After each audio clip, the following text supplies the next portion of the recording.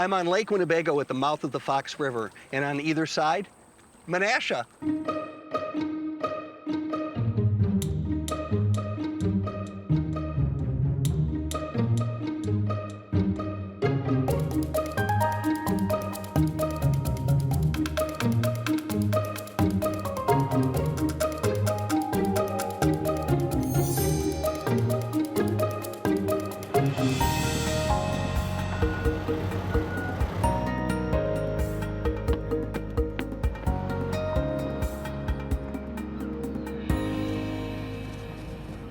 We're in Menasha, meaning we're in the Fox Valley, meaning that there is water everywhere. Lake Winnebago, the Fox River right over there. This is the canal that, hey John. Hey John. How are you? Pretty good. So a few seasons ago we did Neenah, and now this season we're doing the other side, Menasha. Yeah, they've always been twin cities, John, Yeah. but they actually began as one settlement. And the reason is geography. This is where the Fox River empties from Lake Winnebago on its way to Green Bay. And the outlet actually had two channels, and they were about a mile apart. They reconnect just downstream from us to form Doty Island. And they both drop about 10 feet early on. So what you had here was what they call Winnebago Rapids. And it was obviously a great site for water power. And when did Winnebago Rapids become Neenah Menasha? Real early. At first there was one partnership that tried to develop both channels, and the partners decided to go their own separate ways, not amicably, back in the 1840s. So Menasha developed here, right here on the North Channel. That means island in the native tongue. And Neenah develops on the South Channel. That means running water. They became fierce rivals, and the issue was always water power. And who won? They both won. Oh, they did? They both built dams. They both attracted industries. But Menasha won the contest for state canal improvements back in the 1850s.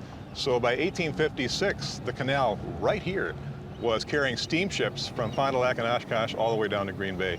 What that meant is that Menasha became the more industrial of the Twin Cities. So the riverfront was just lined with factories. By 1900, Menasha had 30 plants, employed around 2,500 workers. And making what? All kinds of things, John. Pumps, pulleys, books, and my favorite product was lumberjack socks. Oh, yay. But by far, the biggest employer was right across the canal. That was Menasha Pail, and they became the largest woodenware manufacturer on the planet. They made pails, they made barrels, they made butter tubs, they made washboards, and they made wooden clothespins by probably the millions. So by 1900, Menasha Pail employed more than half the town's workforce. And the owner was a Yankee named Elisha Smith, who became a leading citizen, gave money for a library, used to stand right here before they moved a few blocks north back in the 60s, and gave land for what's now Smith Park in Doty Island. And is Mr. Smith's company still around? Still is. Now it's called the Menasha Corporation, headquartered south of here. And they've long since switched to plastic and cardboard products. The last wooden pail was made back in 1957. Wow. All these factories, who worked there? The same mix of immigrants you have elsewhere in Wisconsin. Menasha's workforce was largely German, Polish, Irish. Neenah was also attracting industries, and both cities made the transition gradually to paper manufacture. So early 1900s, the Fox Valley becomes Paper Valley, and Neenah and Menasha were right at the heart of it. And the economy today? Paper's still a big deal in the valley, John, but there's also been a lot of attrition. As you can see, Menasha's waterfront is no longer as industrial as it once was. It's also given the city a lot of redevelopment opportunities, and this work began back in the 1980s. Now Menasha has a downtown marina, a really nice riverwalk complete with housing, and parkland where there used to be just factories and mills. Population? About 18,000, and still largely German, Polish, and Irish, but also about 7% Latino. And the boundaries?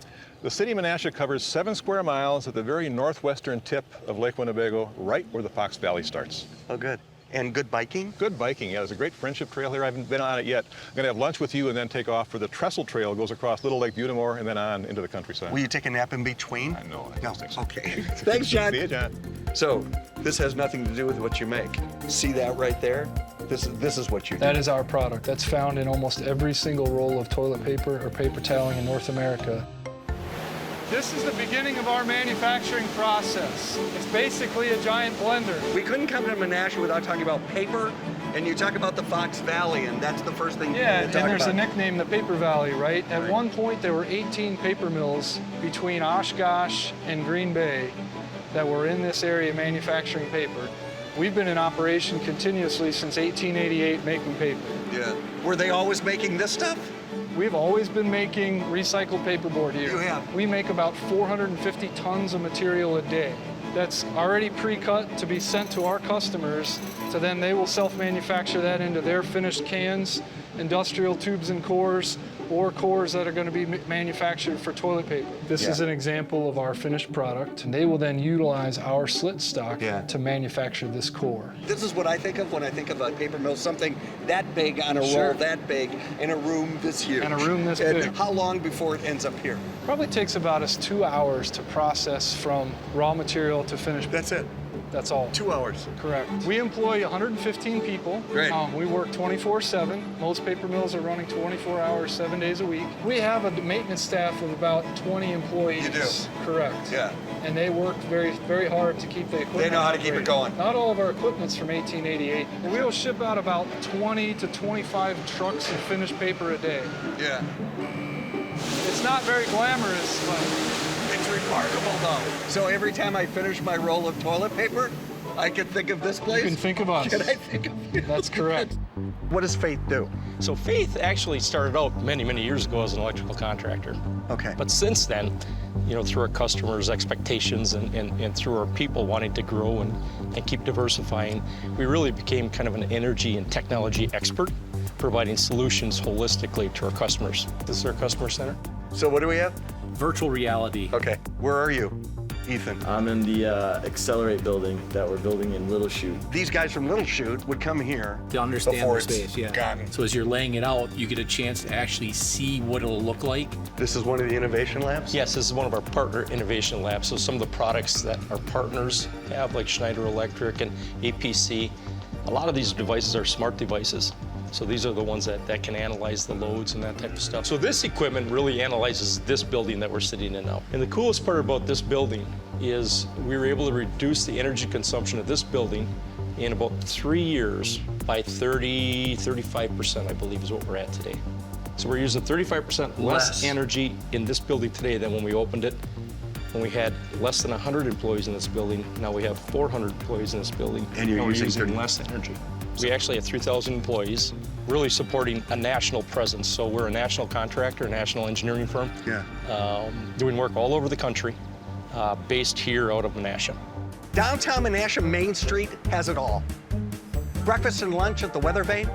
Children's boutique at Lemon Loves Lime. It has an ice cream shop. Come on.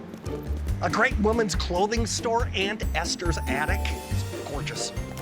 Great art, great gifts, Wild Apple. My kind of place renewed and reclaimed. Get coffee at your daily grind. And when you get to the end of the block, do not miss Club Liquors.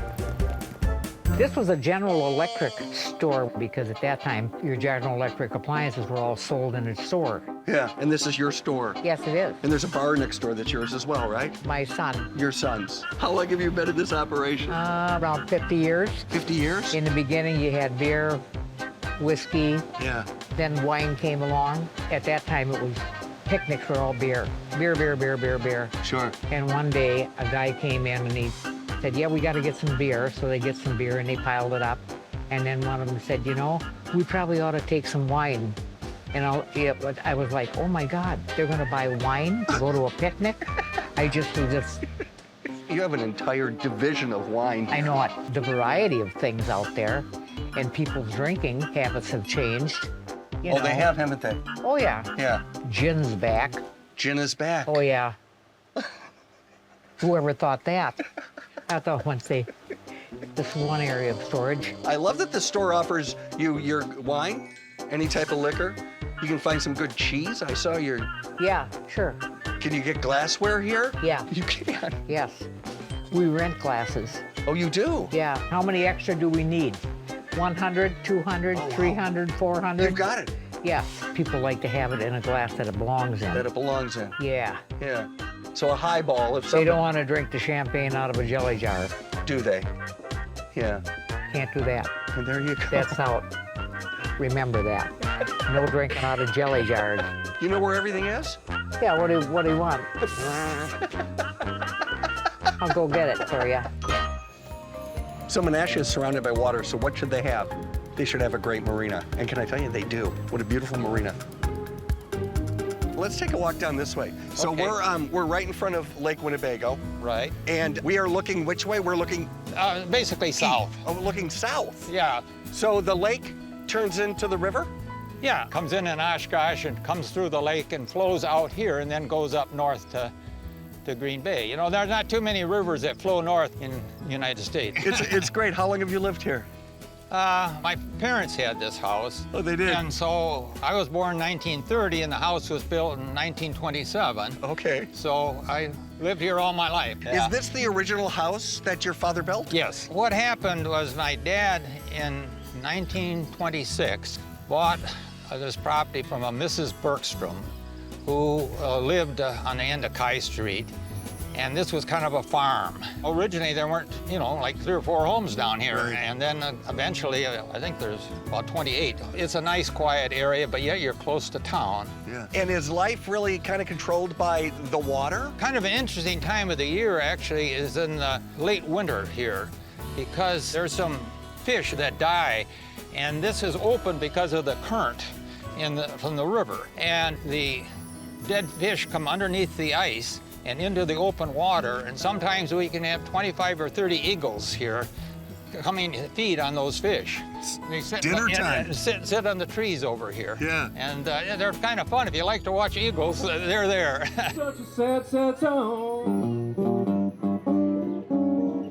This is called PorchaPalooza, right? PorchaPalooza, This yeah. is really remarkable.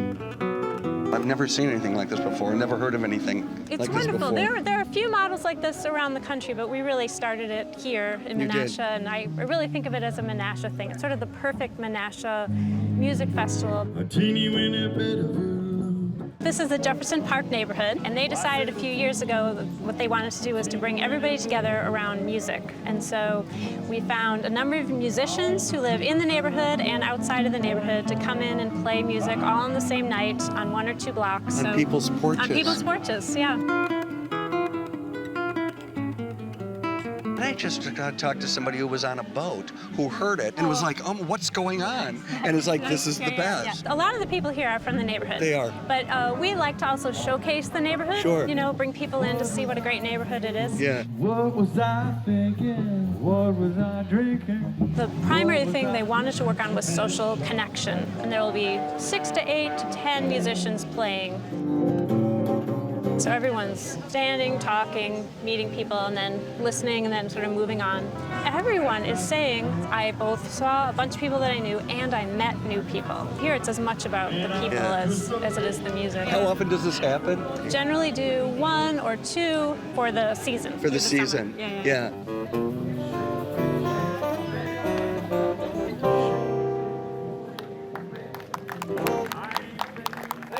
We're at Heckrat's Wetland Reserve. Have you been to this place? It's kind of remarkable. It's this is the beginning of a 3-mile loop that's accessible to all. It's loved and completely supported by this community. It's a lot of wildlife, it's a lot of nature, and it's right here in Menasha. Heckrat's. This is Fox City's Habitat for Humanity, and we're talking about Rock the Block. That's right. They're rocking the block today, right? We're rocking the block today, John. Let's talk about this initiative. How did this happen? We started in Des Moines. In Des Moines. And we were the second Rock the Block affiliate to start. So we started Rock the Block in Appleton, and we were anticipating maybe 8 or 10 projects in that neighborhood. We ended up with 31 projects in that neighborhood. Just keep going. There's different things that are going to happen to each house on the block? Yep, every house is different. Every homeowner's need is different. We're looking to replace roofs, replace windows, replace siding, vegetation removal, painting, porch leveling, you name it. Exterior, impactful repairs we're doing with homeowners, not for them, with them. I love the fact that you're really so involved with it all, that it's really working together. Yeah, you have to be. So we personally engage every homeowner in this neighborhood. So you were working on your gutters? Yes. I see they're putting on doors. They are putting in new inside doors and screen doors. They are fixing my fence panel. They're also working on my garage. They're going to put aluminum, so that's going to be low maintenance now. It's been amazing. There will always be work, but we can always see the effect of the work that we're doing and the impact it has on families. Yeah. that are living in a house that has a leaky roof. We can see the effect of those repairs, those immediate repairs now. We can see how that's improving their quality of life now. And we can see how that's spreading in the neighborhood as well. Rock the Block is the spark that starts the neighborhood revitalization. And we've seen that. We've seen that in the neighborhoods that we worked on. So Rock the Block's been happening for 3 years in this community. Yes. How many homes have you touched? We have done over 330 projects. Amazing. Yeah. And with how many volunteers? Over 4,000 volunteers. That's remarkable. Yeah. This is the Isle of Valor, which is a memorial to all of those who served, especially the 2 recipients of the Medal of Honor, both from Menasha. There's only 2 cities in the country that have multiple Medal of Honor recipients, and Menasha, Wisconsin is one of them, the Isle of Valor. No matter where we went in Menasha, your steeple was always present. Right. It's the staple of Menasha. Always present. And which is good too, because then they know that Christ is in our community too. This church was built in 1883. The church was founded in 1867, the parish was, so it's about 152 years ago. And it hasn't changed much since it's being built, has it? A few modifications after the Second Vatican Council, but most of what you see is original. We have about 1,300 families. We're with Bernice, who is a member of this parish. That's right. How are you? I'm fine. Have How you about been a member long? Well, for as long as, I would say, 58 years. 58 years? Yeah. Well, then if somebody asks you that again, I would say yes, a very long time. Yeah, very long time, yes. And did your kids go to school here? They went to school 12 years. They were baptized, confirmed, married. Yeah. This is your family's parish, is what this is. This it is now. Yeah. This is very much like the parish I grew up in, which was a German parish on the east side of Same Milwaukee. thing, German. Yeah. And St. John's is the Polish parish. This is a sizable parish. Yes, it is. So that Link Parish has 1,300 families? Yes, and the volunteers here are amazing. And not only internal, but what Bernice does and the other 20 plus individuals that we have on the care ministry team are just amazing. Right. They outreach to our parishioners that can't get to church or might be just ill for a little bit. Anybody that's Catholic and wants communion or needs that prayer, they will go and service them as well. They're not just, it's just a St. Mary's or St. John parishioner. They are there for everyone. Yep. And it's really neat. I am on the Trestle Trail, which is part of Loop the Lake, which is 3 miles over 4 bridges over 3 bodies of water. You can bike it, you can walk it, you can run it, you can bring your dog. If you're in the Menasha area, you should not miss this. Michael, we're in Menasha. It's the home of the Blue Jays. And where are we? Calder Stadium. Yeah, home field for the Menasha Blue Jays. 900 kids in the school, John. Okay. What we're doing here is it's called Toughness Tuesday. 6:30 in the morning, they get here, leadership training. 7:30, they get out on the field and they get after it. Early Tuesday morning, 70 kids here. Boys and girls. Boys and girls. These to are get high school involved. kids. A lot of them in the football program, but they've developed a thing called MASS, which is Menasha Athletic Speed and Strength. Yeah. And any athletes can get involved. It's a really wonderful program. It's great. And they've been doing this how long? They've been doing this for about 6 years. Jeremy Korth is the head coach. Yeah. He is a special ed teacher in the middle school here in Menasha. Went to Menasha High School right out of college, got hired here, and has now taken over the program. Yeah. And him and his staff done a great job. State champions 2014, the first state championship of any sport in the school. It's easy when you're winning all the time. Yeah. Well, they haven't won all the time, and the community still backed them. 2003, they started turning it around, and they've fully turned this thing around. Look, my money is always going to be on Menasha after seeing stuff like this. Good job. Thanks. This is the Bridge Tower Museum, which I believe, I'm just going to say, that this has got to be one of the smallest museums in the world. And I love the fact that if there is a boat coming down the river and this bridge is forced to come up, you are forced to leave the museum. Yeah, evacuate. Look. It's a state law. We're at the Barlow Planetarium. What is this exactly? It was the first major planetarium in the state of Wisconsin. It is an amazing classroom. Watch your step, head all the way down to the last seat in the row. There's a bunch of stuff we can do in there that no matter how great your classroom is, being under a starry sky, having the constellations come up, moving the stars as we want them, having planets float up, it is pretty magical. We serve about 25,000 school kids from the quarter of Wisconsin that is basically Sheboygan to 51 up to the UP, and that's our service area. Yeah. We also serve a lot of public. We do shows almost every weekend, yeah. Star parties. This is beyond cool. Ooh, look at my thumb. And have a lot of fun. Not only promoting astronomy, we promote space exploration. We promote science. You guys ready for this? We hold 98 people. Choo, choo, choo, choo, choo. And we're really proud of that. We're the largest in the UW system. How did this end up here in Menasha? Well, I think if you go back to 1961, somebody wanted to have a planetarium here. And that planetarium people had access to when they start rebuilding this wing. That's when they start planning this one in '98. And when it was installed, it was state of the art. Well, we have multiple projectors. Our main projector is the one in the center. Yeah. And we still push its limits now, and we have a lot of fun doing that. Another one and only in Menasha is the Weiss Earth Science Museum, which is Wisconsin's mineralogical museum, and it's right next to the Barlow Planetarium, same building, right here in Menasha. I know what you're thinking. Is that pole cold? No, that's yarn bombing. You know what that is? It's public art. You can sign up to decorate one of these poles with yarn, and it's called yarn bombing. There's over a dozen of these poles that are filled with yarn art, downtown Menasha. It's a great initiative. Guess what this property used to be? Now look at it. Okay, if I told you there were gas pumps right there, what would you say? It used to be a Quick Trip. Yeah. Now it's a great bakery. Dennis, how long have you been a baker? Oh, since I was 9 years old. Since you were 9? Yeah. So 40 years?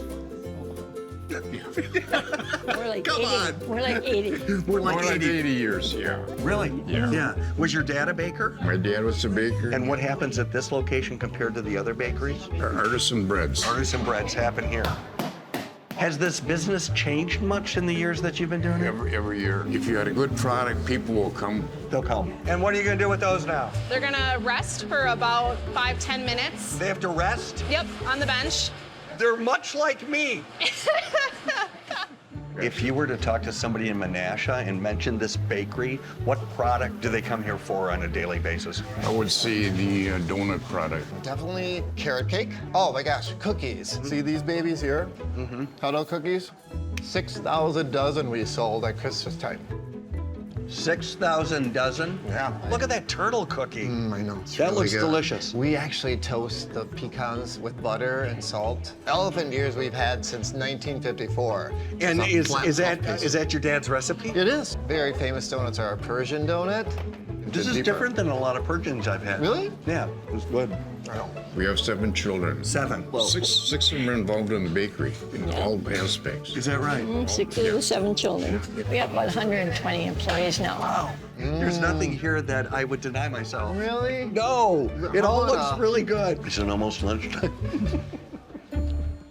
This is what I've been told. This is what I should order. Okay. I should order a Mim's with half butter, Okay. half onion. Okay. Yeah. And they said you have to have a chocolate malt. Make sure it's a malt, not a shake. That's what I heard. Let's talk about the history of this place. So the first location was across the street. The original 1958. But it moved over here in 79, 80.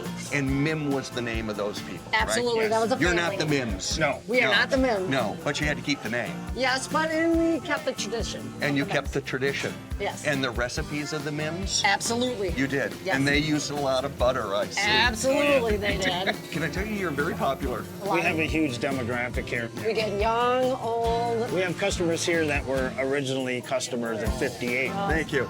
Yeah. And they still come in here yet. And they still come in. What do people order off that board mostly? Cheeseburgers and steak sandwiches. Yeah. That's our number one. Whatever their idea of a Mims burger Yes. is, Yeah. that's what they order. Because some people's version is the steak sandwich is their official Mims burger. Oh, it and is? other people, it's a cheeseburger. So Yeah. What's Some yours? What do you do when you Steak. A steak. Yeah. Cheeseburger. Cheeseburger. I think that would be mine as well. What's served on that cheeseburger usually? Butter, onions, and pickles. That's it. That's it. And then you have ketchup and mustard at the table. Yes, and we use brown mustard. Oh, not yellow? No. Oh, why is that? Because that's Mim's tradition. Oh, is that okay? all these years that I can still eat a Mims burger every day. And they're so, it's like outdoor. Like, what kind of grill is this? We actually have hardwood charcoal. Oh, you do? We really there you use go. hardwood charcoal. We're an inside. It's like magic. Yes. We're an outside taste from an inside place. That's our It's saying, really good. yes. Oh, say it again. Outside taste from an inside place. That's smart. Did you make that up or was that already here? Sarah did. Sarah did. Our daughter. So now you're gonna have to come here every time you're in the area. Yeah. we come here to come here. I am so happy I could spend time in Menasha. Now I'll always think of it as a gem in the Fox Valley. I love that he overlooks this busy intersection. Do you know what he's saying? He's saying, that's how you drive? That was good. You drive like crap. Can I say that? He's saying, that light was red. Or you just went through a red light. Is that better? So I saw this saying, he who walks with thunder. So I looked it up on Google, and it says, here we go. He who walks with thunder can't hear a thing. Huh? He who walks with thunder is luckier than he who walks with lightning. That guy's dead. Awesome. That's half butter? Mm-hmm. Shut up. Yeah. You'll be fine. It's good I took my cholesterol medicine. I was gonna say, might have to Good. take an Look at extra this. one today. John, Menasha is a lovely place to visit. And our visit would not be possible without the generous support of our underwriters. So underwriters. Thank you very much. Thanks. The Greater Milwaukee Foundation's Ernest C. and Florence M. Shockey Fund, and by the David A. and Nancy E. Putz Fund. The Greater Milwaukee Foundation, inspiring philanthropy, serving donors, and strengthening communities now and for the future. Michaels Corporation, serving the energy, transportation, telecommunications, and utility industries. Michaels, constructing North America's infrastructure for our future. We Energies Foundation and Wisconsin Public Service Foundation are proud to support public television. Together we create a brighter future for the communities we serve. ATC moves electricity from where it's generated to communities where it's needed. American Transmission Company, helping to keep the lights on, businesses running, and communities strong.